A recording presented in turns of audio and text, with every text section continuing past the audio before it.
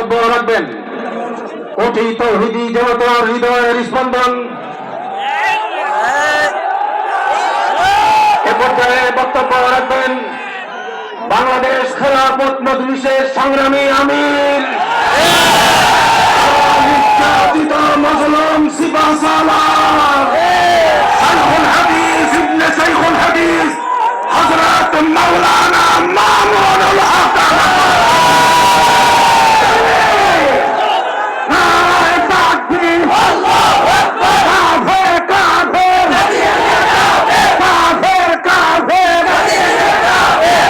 السلام عليكم ورحمة الله نحمد الله تعالى ونصلي على رسوله الكريم أما بعد قال رسول الله صلى الله عليه وسلم فأنا اللبنة وأنا خاتم النبيين সম্মিলিত খতমে নবুয়ত পরিষদের উদ্যোগে আয়োজিত আজকের এই খতমে নবুয়ত মহাসম্মেলনে উপস্থিত সংগ্রামী সভাপতি, উপস্থিত বিশ্ব উম্মতে মুসলিমার বরেণ্য উলামায়ে কেরাম, সমবেত নবী প্রেমিক তাওহীদি জনতার এই বিশাল বাঁধ ভাঙ্গা জনস্রোত এবং জনসমুদ্র, আমরা বলতে চাই পরিষ্কার ভাষায়, আল্লাহ পাক রব্বুল ইজ্জত নবুয়তের যেই প্রাসাদকে পূর্ণ করেছেন, সেই প্রাসাদের সর্বশেষ সুমহান অংশ এবং তার ঈদ বলে মুহাম্মদ সাল্লাল্লাহু আলাইহি ওয়াসাল্লাম নিজেকে ঘোষণা করেছেন।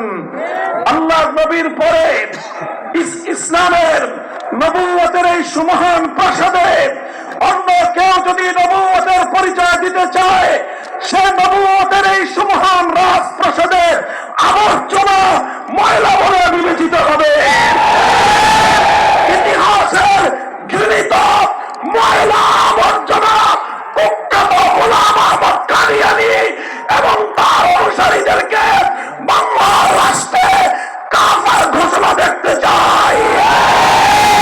পরিষ্কার বলছি, আমরা 2013 সালের নবী প্রেমিক তাওহীদি জনতার শাপলা চত্বরের রক্তের উপর 24-এর যে বিপ্লব প্রতিষ্ঠিত হয়েছে, সেই বিপ্লব পরবর্তী বাংলার মাটিতে কাদিয়ানীর অমুসলিম ঘোষণা হতেই হবে, হতেই হবে।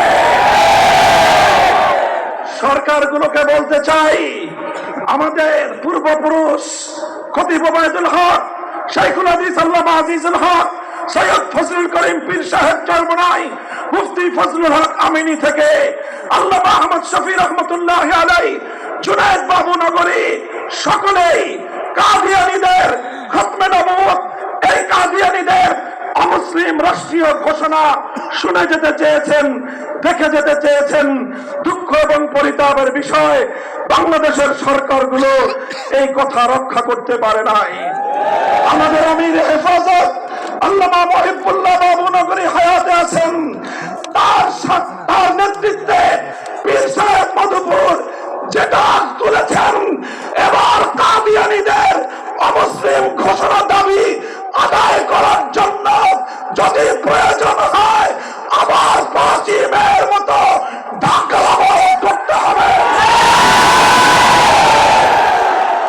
শুধু ঢাকা নয়, প্রয়োজনে জাতীয় সংসদের দিকে লং মার্চ করতে হবে,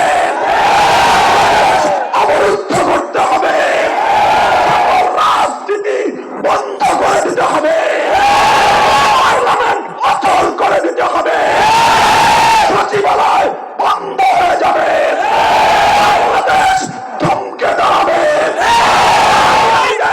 অমুসলিম ঘোষণার দাবি আদায় করতে হবে, রক্ত দিতে হলে রক্ত দিতে হবে, জীবন দেওয়ার জন্য, খতমে নবুয়তের দাবি আদায়ের জন্য মাথায় কাফনের কাপড় বেঁধে সৈনিক গায়ে যেতে কারা প্রস্তুত?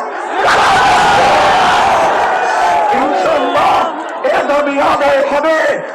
আর যদি সরকারগুলো দাবি আদায় করতে ব্যর্থ হয়, আগামী দিনে আমরা পার্লামেন্ট গঠন করব, আমরা ক্ষমতায় যাব, আমরা কাদিয়ানীদেরকে জাতীয় সংসদে আইন পাস করে কাফের ঘোষণা করব, অমুসলিম ঘোষণা করব ইনশাআল্লাহ।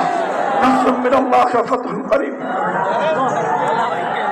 সংগ্রামী তাওহীদি জনতা, এই উত্তাল জনসমুদ্রে